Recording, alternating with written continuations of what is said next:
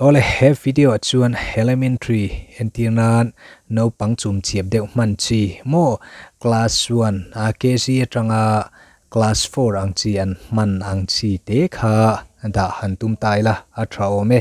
chu chu mol mang deuh hlekin riat thiam thei turanga han lam deuh fak fak kha aum dona chuan hei hi request alo lu awanga ti kania a fel fam kim don lo na sak hopa a chan chu khami fila khan zuk om mangai thin sia I karon phu chuak thiam lo deuh po ani mai theya amaro chu tangkai puin lo om tak mialin kan zep tel ve ani Ole school no pang pahnih te chu school kal turin hanin soma pakhat jok chuan local thuai ro o antia kami kha English chuan come fast okay ti mai turani chuan pakhat jok chuan khoyange kanin muang antia chu English chuan where are we going to meet mo where are we going to meet khoyange kanin muang antia chuan pakhat chuan angaya khan kalau ngak mayang che antia chu English chuan I will wait you at the same place I will wait you at the same place mo angaya khan kalau ngak mayang che tina ani pakhat chuan ole tiffin ipayam antia okay have you brought tiffin mo have you brought tiffin ipayam antia pakhat jok chuan ai pailo nang ipai do na mi antia chu English chuan no I haven't what about you no I haven't what about you ai pailo nang ipai do na mi tina ani inge nang ipai do rem tina ania pakhat chuan kalau siam to a kalau pai ke ve me yang che o antia kami kha English chuan I made already I'll carry for you as well I made already I will carry for you as well kalau siam to a kalau pai ke ve me yang che o ita tur kalau keng ve me yang o tina ani chuan pakhat chuan ole a thavia wang antia kha English chuan okay that's great ti mai tur ani ole a thavia wang tina ka ani maya chuan pakhat jok chuan ole ta chuan kanin mudon nia lo tlai lo la antia chu English chuan okay we'll meet over there and don't be late mo okay we will meet over there and don't be late ole ta chuan kanin mudon nia lo tlai lawang che tina ani chuan pakhat chuan kalau tlai lawang remni ka du to lo antia chu English chuan I'll not late I don't want to face punishment again mo I will not late kalau tlai lawang I don't want to face punishment again mo rem non le kha ka du to lo kalau tlai lawang remni ka du to lo tina ani chuan pakhat jok chuan nia a za thlak thei mai chu wang chuan lo tlai to suang che antia kami kha English chuan yes it's very shameful that's why don't get late don't be late mo don't get late ti nei kha nai nang ani nia a za thlak thei mai yes it's very shameful that's why don't get late chu wang chuan lo tlai to suang che tina ani chuan pakhat jok chuan minute som vela kalau thlengang antia kha English chuan I'll reach within 10 minutes mo I will reach within 10 minutes minute som vela kalau thlengang antia chuan ti chuan minute som nuwa chuan anin to na mun tura chuan anin muta pakhat jok chuan I homework itiem ti nan sot ngala chu English chuan did you do your homework mo did you do your homework I homework itiem antia pakhat jok chuan ai tinang nang itiem antia no I didn't what about you I tilo nang iti em nang jok ti nan so ta pakhat chuan o ti e shem idu lawani lom ni ngatinge iti lawa ti nan so ta khami kha English chuan yes I did. You don't want to get punishment, right? Why? O ti e shem idu lawani lom mi ngatinge iti lawa antia chuan pakhat chuan kabuai lutuka iti kalau copy mayang antia chu English chuan I was totally busy so I'll copy from you mo kabuai lutuka iti kalau copy mayang antia pakhat chuan avat halau thin ve nangma a ti ve turalom nangma in ti ve turalom antia kha English a soidan su that is so bad and you have to do yourself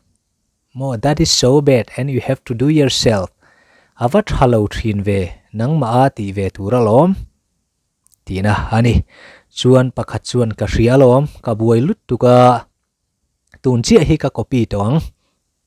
antia chu English chuan I know I was extremely busy I'll copy only this time mo ka hrialom ka buai lutuka achunga khan ka buai lutuk tia khan totally busy kan manga totally busy ti kha heta chuan extremely busy ti kha kan mangle ani khami kha buai lutuk soina ve ani chuan pakhat chuan ole tun chia ale peka chuan hi copy to lawang hitana thala don lo tlat antia chu English chuan okay only this time you'll not copy next time that is not good for you mo okay only this time you'll not copy next time this is not good for you ole tun chia ale peka chuan I copy to lawang hitana thadon lo tlat tinani chuan pakhat jok chuan har chuak tutin kalang kan tlai don antia kha English chuan let's go we'll getting late mo we'll get late kan tlai don we're getting late kalang kan tlai don tia khata khan let's go we'll get late poti thea kan tlai don we're getting late mo we're getting late po ati thei ani we'll get late ti le we're getting late imang ve thei ani chu chuan pakhat chuan ole mit nga chi kan nei ta antia kha English chuan okay we have only 5 minutes left mo we have only 5 minutes left minute nga chi kan nei to antia ti chuan mit nga nuwa chuan school chu an thlenga teacher chuan tikhan an kondaka devotion tekamo pona line up han line a teacher chu loading chuakin a hun taka in lo thlena wangin lom thu ka soye in fel takzet ani tikha no pangkha an ron fak luama chu English chuan thank you so much for reaching your own time you're such obedient student mo thank you so much for reaching your time reaching your own time poti thea reaching your own time you are such obedient student mo obedience kan ti chuan obedient kan ti chuan no pang thu oi thei soina kha ani ahun taka in lo thlena wangin lom thu ka soye in fel tak zet ani no pang fel takin ni antia chuan tho tan ni ani ang uniform kan check dona intify time ti te kha kan check don ani antia kha English chuan we are going to check uniform as today is Monday whether is it clean or not thotan ni ani angin uniform kan check dona in fai time ti te tina hani many we are going to check uniform as today is Monday whether is it clean or not chuan anexa chuan miso teacher chuan ama sain uniform hakim lo chuak phot ro le antia kha English chuan first of all those who doesn't complete Uniform, please come over here. Ama sain uniform hakim lo chuak ro le. Antia. Chuan asira son lo va in line ro. Antia chu English chuan make a line at the corner. Mo make a line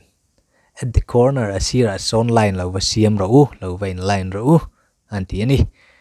Chuan adang ho khan phekok sia in pem. Antia chu English chuan show others. Did you polish your shoes? Chuan adang ho khan in phekok sia in pem. In uniform in notem. Did you iron your uniform? In uniform iron kan ti me he istiri iron ti me ya kha kami note soinan khan. Did you iron your uniform? Mo uniform in notem tina ani le maya in tin in hlepem. Did you cut your nails? Mo in tin in hlepem ti le maya. Chuan ma ni line tu man son lo tur kan lo check don cheu tir tu khan antia chu all of you listen up. We are going to check and don't break your line. Kan lo check don cheu tu man in line kha lo son lo tur tina kha ani. Lala foi eng sa nge hitin se to su kati heta lo chola akila son vading ro antia chu lala. How many times I have told you not to bite your nails? Come over here and stand at the corner. Lala, how many times I have told you not to bite your nails? Come over here and stand at the corner. Lala, foi eng sa nge itin se to su kati heta lo chola asira lo vading ro sirkila son. Tini. Chuan uniform hakim lo ho kha principal officer. Kalro ule anti chu English chuan those who doesn't complete uniform go to principal office.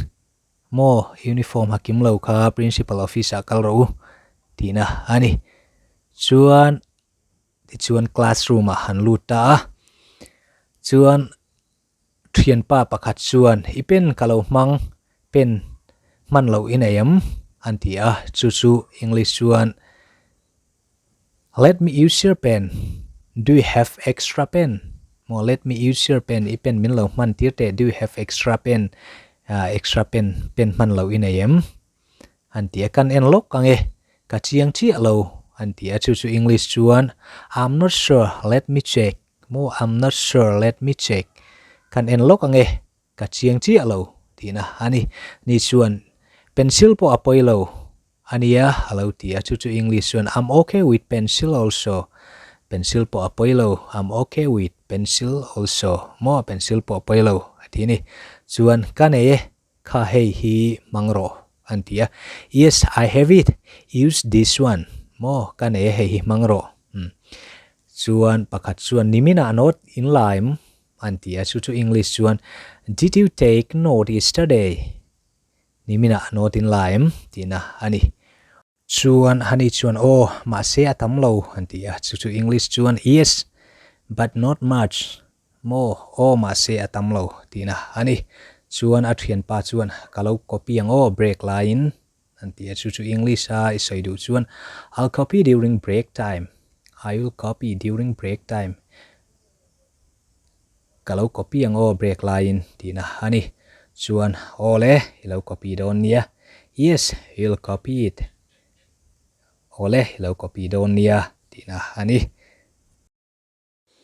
ole du tok le photila khatiang lam te kha entirnan han miso tonga le turang te mo en khatiang ang kha aom chuan soya rema keima on idea han cher chu khathil a harsa angreng fu meya entirnan English broken deu le khatiang ang te hanti kha a harsa re uriau meya rin ai khan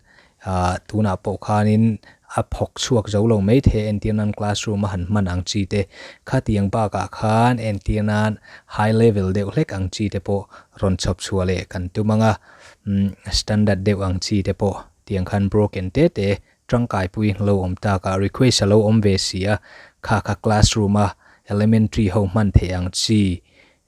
lo ni ta se chuan a then khat a hmalama khan kha classroom ano pangte te man tur ka ron da te khalo en tel lula khang te nen khan lo kai ko pula theyang ang kha man dan kha hin lo zong kwal don nia a tha tura ngai la chuan ka channel te like comment sin lo petrina kalom tak zet ani. Thanks for watching.